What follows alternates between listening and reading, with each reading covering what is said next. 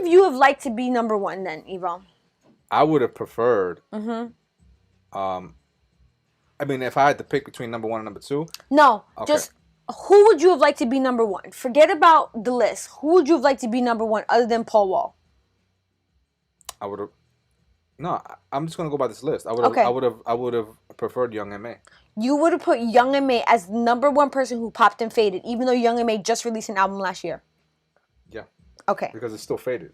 Okay, fine. Even though she's releasing albums, doesn't mean that it was relevant or it popped. Fine. We're talking about popped. Okay. Okay.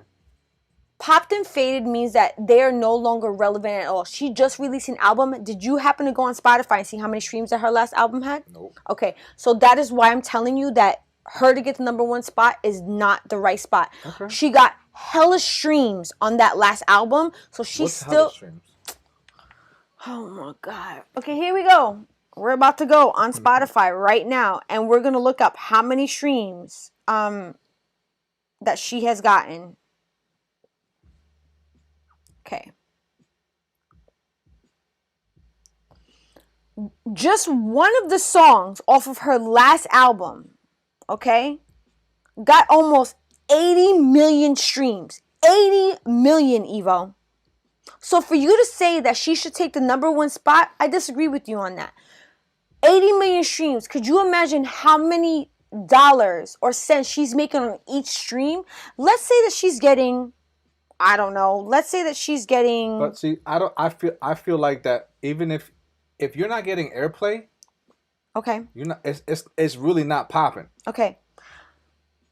Fine that you say that, but she's still an independent artist. So But who airplay Okay, airplay nowadays? What do you mean on the radio? yes, absolutely. You actually think that the radio is relevant nowadays? Absolutely. Okay, I disagree with that. Absolutely. You can disagree with all you want. Okay. Okay. It's still a business because it's relevant. Okay. All right? I don't think that the. And guess what? Okay. That's where when things pop, they make it on the radio, whether it's Okay. relevant or not. Okay. When it's on the radio, that means it's popping. It's Okay. it's like everybody's listening to it. Okay. All right. So Young M.A.'s last album or the last song, 70 or 80 million streams, as you may want to call it, it's still not popping. Okay.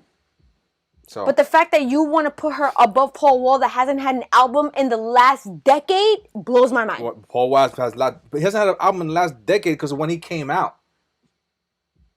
Oh, so what does that mean? There were artists that at the same time came out at Paul Wall that are still successful. Okay.